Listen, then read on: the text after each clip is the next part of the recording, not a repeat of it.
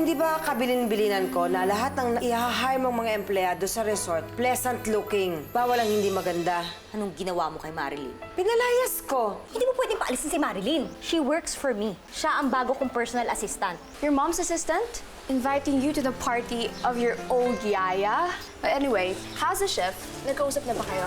Darlene, galit ka ba sa akin? Ba't naman ako magagalit sa'yo? Dahil sa ginawa ko, Ang alin? yung hinalikan kita. Kalimutan na lang natin yung nangyari.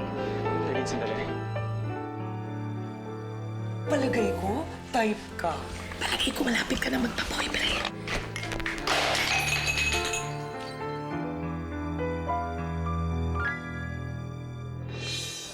Marilyn, okay ka lang ba?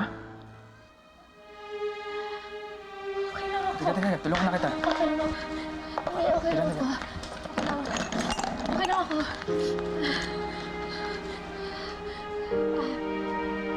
Nabala ko ata kayo. Ano yun? Ano nangyari? Oh, Wala na yun na. Natagulok lang. Okay ka lang ba? Nay Perlita, kasalanan po yata namin ni Jerome. Nagulat yata si Marilyn sa nakita niya. Ano po kasi? Nay Perlita, Marilyn, kami na ni Jerome. ha? Bakit? Kailan? Ha? Kailan ba? Nagkaaminan po kasi kami ni Darlene nung natira po kaming dalawa dyan. Mahal po pala namin isa't isa. Congratulations!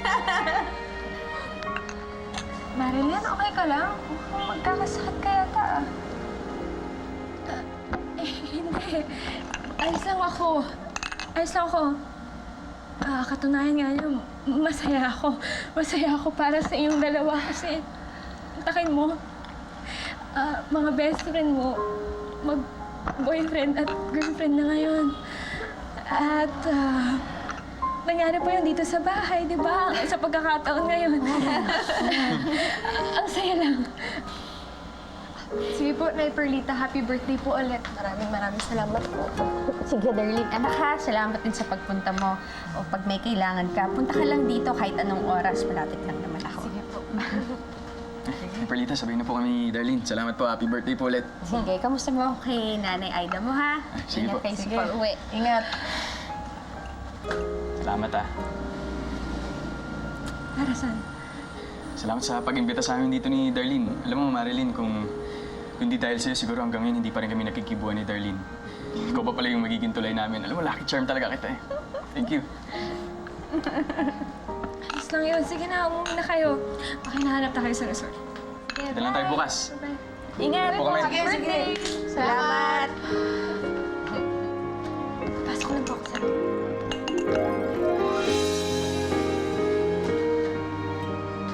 Ako na. Ako na bahala. Tapos na yung birthday mo. Pwede ka namang higit, Mars. Ako na bahala doon.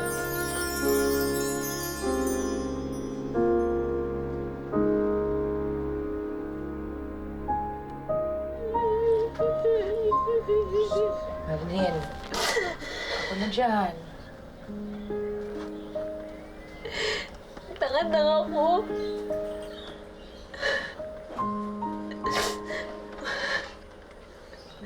Asa ako na gugustuhan ako ni Jerome. Laki-laki kong ilusyonada. Uy, huwag mo naman sisihin ang sarili mo. Malay ba natin na dati pa palang nagkakaigihan yan si Jerome tsaka si Darlene? Mama Josie, yun nga po eh. Bakit hindi ko napansin yun? Namukha akong tanga na umaasa sa isang tabi na magugustuhan ako ni Jerome. Na kahit noon pa lang alam ko naman na wala na akong panawa sa puso niya. Ganito. Eh kung aminin mo na lang kaya sa akin, tunay mo nararamdaman. Para saan pa? Malay mo, pag nalaman niya yun, edi ikaw yung type niya. Mama Josie naman, para saan pa? Huli na lahat, diba? Sila ni Darlene, diba? Sila na. Teka lang, girlfriend niya lang yun. Girlfriend lang, pwede pa maghiwalay.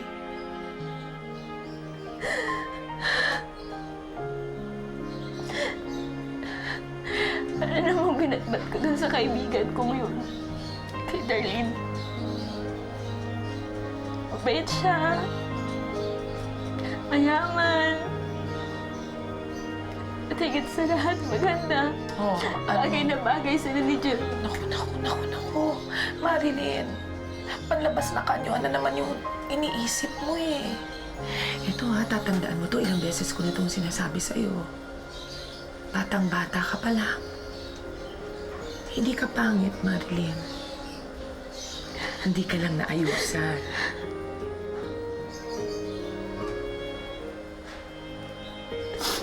Josie, hindi na kailangan magsinungaling. Tanggap ko na po yun.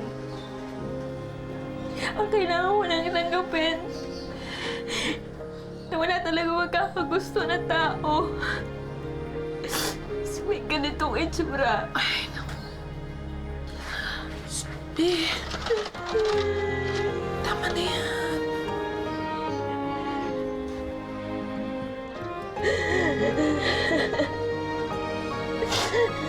Sabahan kita, ha? Di pa rin ako makapaniwalang girlfriend na kita, Darlene. Alam mo, maniwala ka na. Because I'm yours and you're mine. Alam mo ba, sobrang excited na ako na sabihin sa lahat ng tao yung tungkol sa ating dalawa.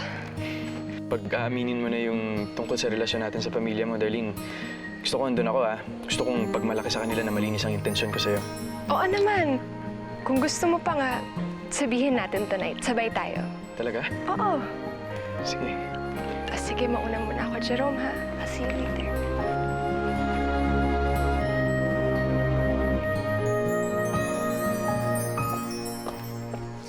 Jerome? Tay, ano na naman ginagawa niyo dito? Hiningan niyo naman ba ng pera si nanay? Sobra ka naman. Siguro naman pwede kong bisitahin yung pamilya ko. Kamustahin yung asawa ko, anak ko, di ba? Jerome, tinitignan lang natin yung posibilidad na dito magtrabaho ang tatay mo para naman makakasama tayong tatlo, di ba? May kailangan din pala kayo malaman. Ano yun? Girlfriend ko na po si Darlene.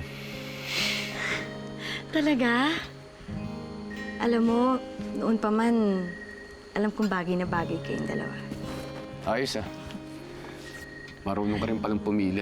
Pagpatuloy mo yung ginagawa mo dahil kapag nagkatuloy kayo ni Darlene, ikaw ang mamamahala ng resort na to. Hindi ko naman nagustuhan si Darlene dahil sa pera niya. At wala ho akong intensyong gamitin ang katayuan niya sa buhay. Nagustuhan ko si Darlene bilang kung sino siya at hindi kung ano siya.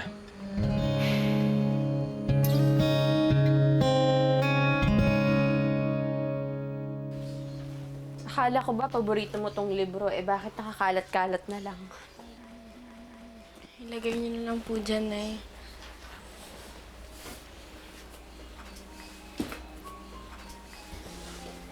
Alam mo anak, sa totoo lang, ayokong nakikita kang ganyan. Kung pwede lang na ako na lang ang masaktan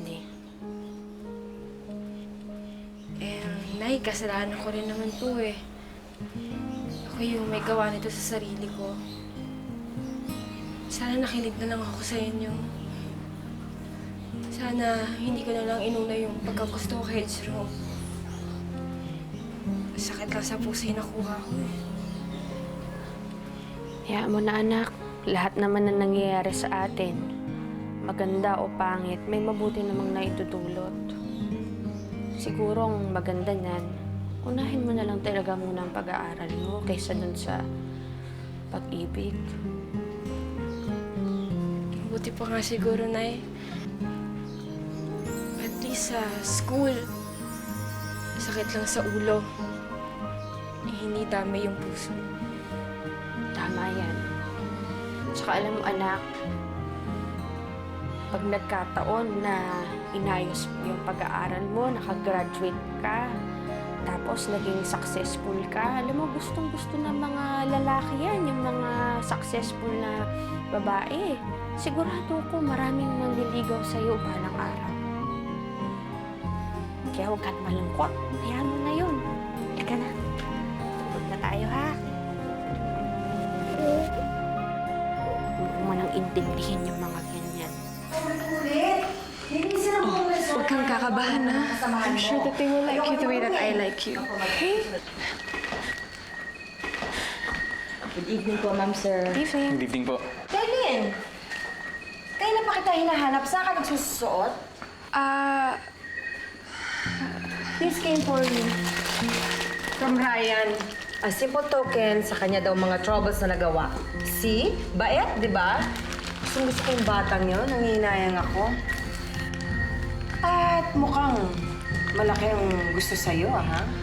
I'm sorry, Lola, but I will never be interested in a boy like him. Ang sinasabi ko lang naman, kung magkaka-boyfriend ka someday, sana katulad ni Ryan. Edukado, mayaman, galing sa de buena familia. Lola, hindi naman importante sa akin ang pera o estado ng buhay. Ang gusto ko lang naman yung mamahalin ako at hindi ako sasaktan. I completely agree with you, Iha. Siyempre, I love you. You're my only granddaughter. I always want the best for you. Ang gusto ko sana, mamili ka ng mabuti. Hindi yung mga kung sino-sino dyan dahil marami mga oportunista na nasa tabi-tabi lang. Anong kailangan mo? Actually, mabuti na nandito kayo kasi may announcement kami ni Jerome.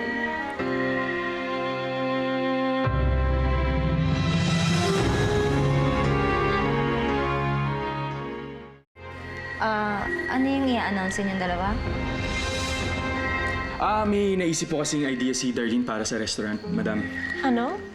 Kasi po naisip niya na parang mas okay po sana kung mag-o-offer tayo ng lunch and dinner buffet every weekend po kung kailan maraming customer.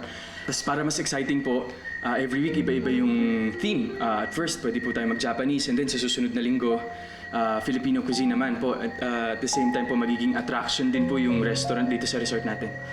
Bla bla bla bla bla. Talaga bang galing yung idea na yan kay Darlene? Ay, opo naman, madam. Nahihiya lang po siyang sabihin sa inyo kasi gusto po muna niya kausapin kami mga chef para kami po muna yung mag-usap-usap.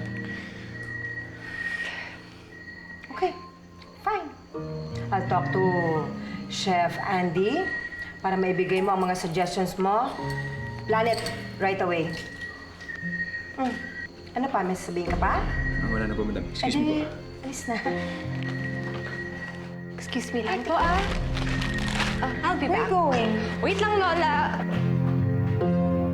Jerome, ano yon ha? Bakit hindi mo sinabi sa kanila yung tungkol sa atin? Hindi mo ba narinig kung anong sinabi ng lola mo, Darlene? Hindi akong lalaki para sa'yo. Jerome, hindi naman natin alam yun eh. Besides, hindi ka naman kung sino-sino lalaki lang. Matagal ka na nilang kakilala. Jerome, we practically grew up in the same house together. Bilang isang utusan.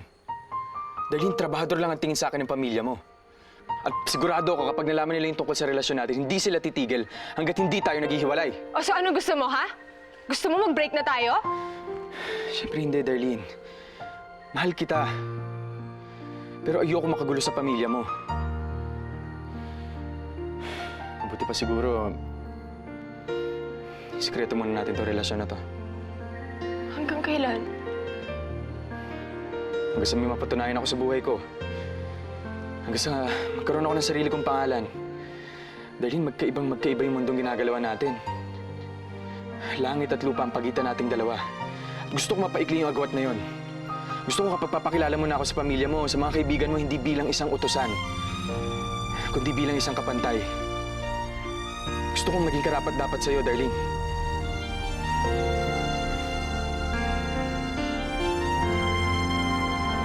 Ayan, kung may kailangan pa po kayo, sabihin niyo na lang kay nanay kasi papasok na po ako sa resort. Aba! Teka lang, ibig sabihin, carry mo nang pumasok.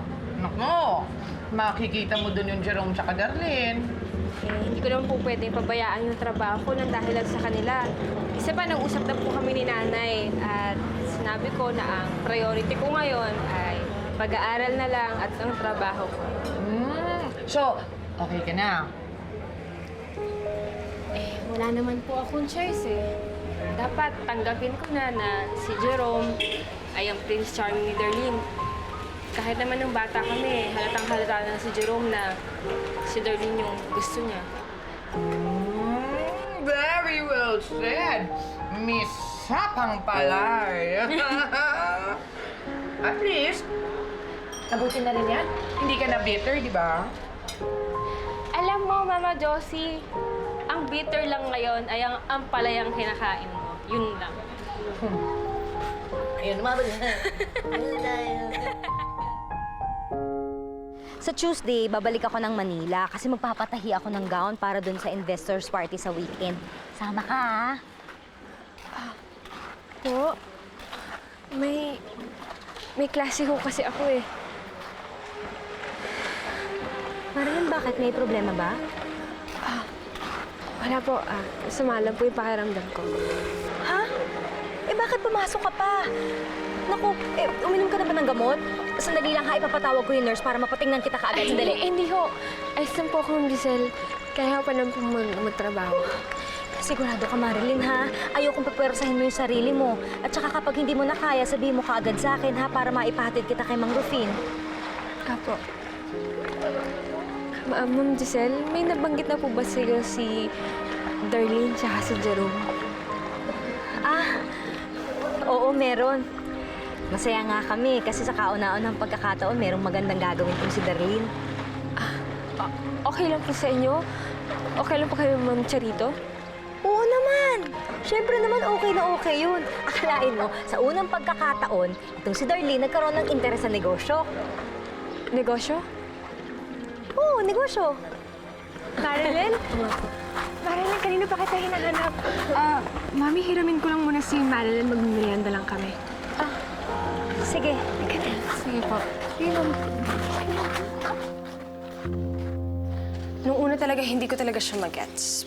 Pero nung in-explain niya naman yung mga reasons niya, mas lalo ko siya naintindihan. Tsaka dahil nga doon, mas lalo ko na-in-love sa kanya eh.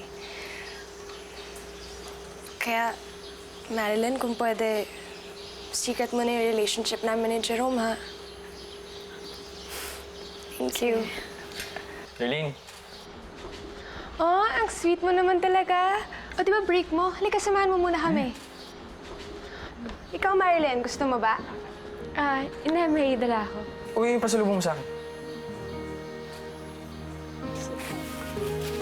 You know, best ka talaga, Marilyn, kaya kita best friend eh.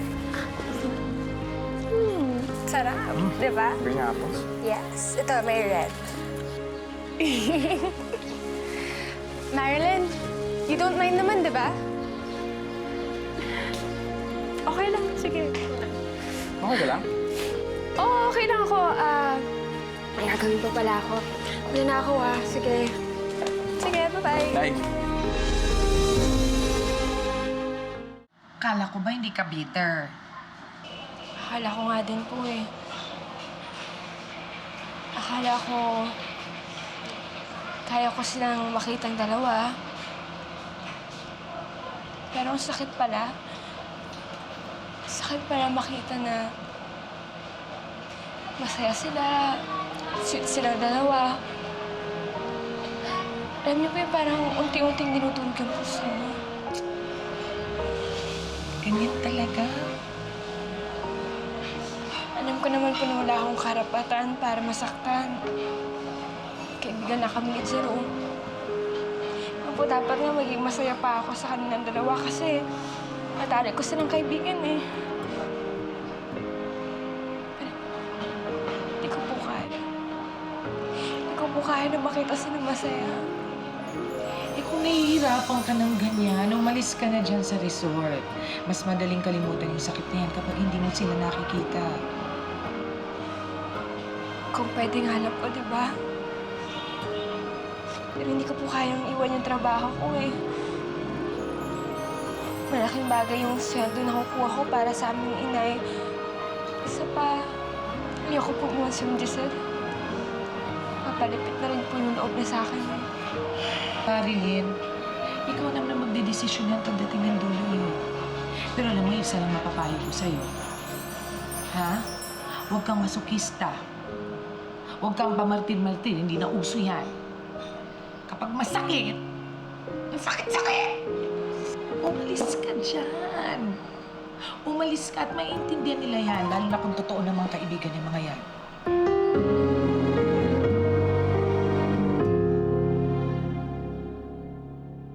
Salamat. Ayan, thank you.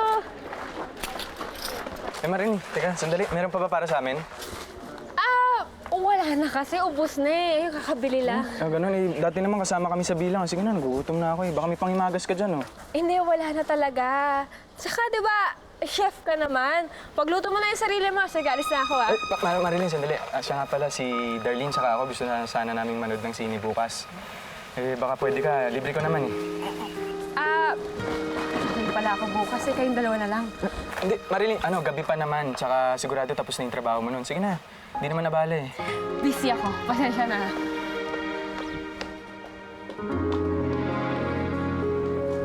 Problema na. Hindi kaya nagsiselas yung si... mukha naman crush na crush ka nun si Marilyn, Brad. Tapos ngayon, isasama mo pa sa movie date ninyo ni Ma'am Darlene. Hello, sakit nun. Sira ulo ka talaga eh, no? Magkaibigan lang kami nun. Ewan ko ba, pumasok sa utak nun. Sa'yo, magkaibigan kayo. Sa kanya, pinapanaginipan ka na nun.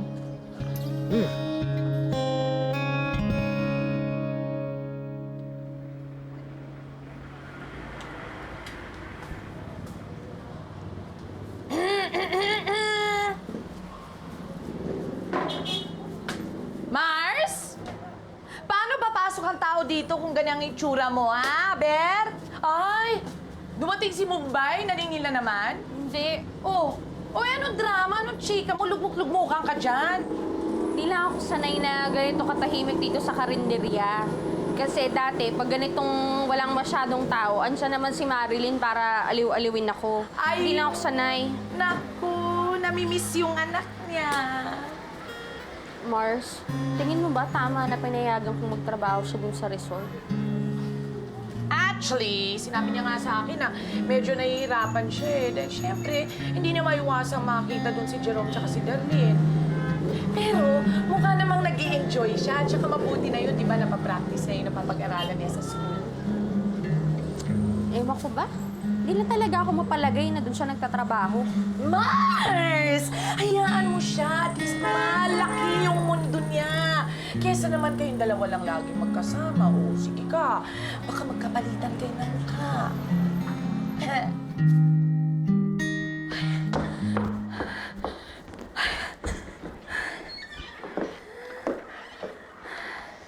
Marilyn? Okay ka lang ba? Ba't kayo hinihingal? Kasi po, nagmamadali po talaga akong umanhik dito kasi baka meron kayong iutos eh. wala akong iutos sa'yo, pero meron akong ibibigay sa'yo sandali.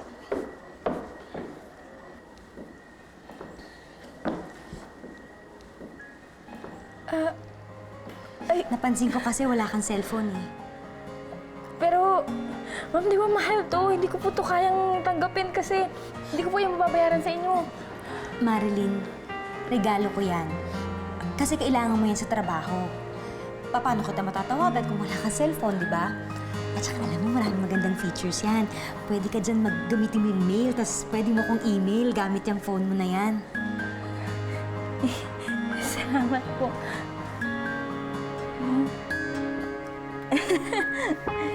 Ang ganda po. Kaya may problema si Marilyn. Alam mo, kung hindi ko siya kaibigan, iisipin ko lumalayo siya sa akin. Alam mo, baka busy lang siya. Alam mo naman kung gaano ka-demanding yung mommy ko, no? Tsaka baka nasa-stress lang siya sa tambak ng trabaho niya. Besides, hindi naman natin siya kailangan isama sa mall. Walang makakilala sa atin doon. Darlene, hindi ko naman siya gustong isama para hindi tayo mapagkamalang nagdi-date eh. Siyempre, matagal-tagal na rin nawala si Marilyn eh. Gusto ko rin siya makasama. Alam mo, ang sweet-sweet mo talaga, kaya mas lalo akong in love sa'yo. Uy, kiss nga. Mara! Darlene!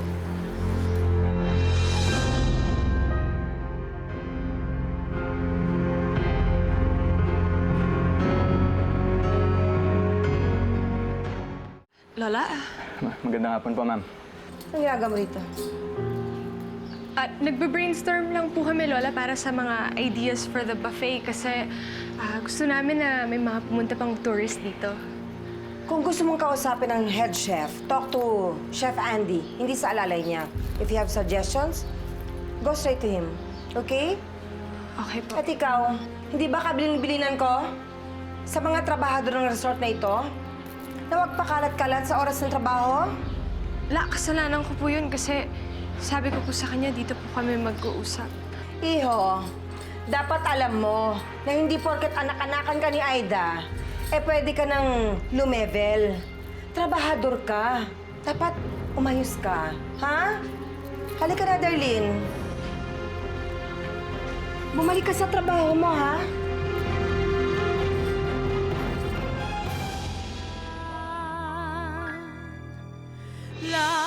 Eh bakit simula nung naging kami ni Darlene, nag-iba na yung mga kilos mo? Umamin ka nga sa akin. May gusto ka ba sa akin, Marilyn? Alam ko ang ginagawa ko, Aida. Ang dami kong pagkukulang. Gusto ko lang naman makabawi. You gave her a phone? Sa mata ni Marilyn at lahat ng mga taong nakapalibot sa inyo, ikaw ay isang amo, hindi isang ina. Paano namang hindi ka maiinis? Wala nang bukang bibigyan si Marilyn kundi yung amo niya. Alam mo, nakakaramdam ako, selos yan eh. Ayan o. Kung ituring niyo nga po ako dito sa resort, parang hindi niyo alalay. Turing niyo po sa akin parang anak. Hindi ka aalis. Dito ka lang. Hindi ka na magtatrabaho sa resort na yon.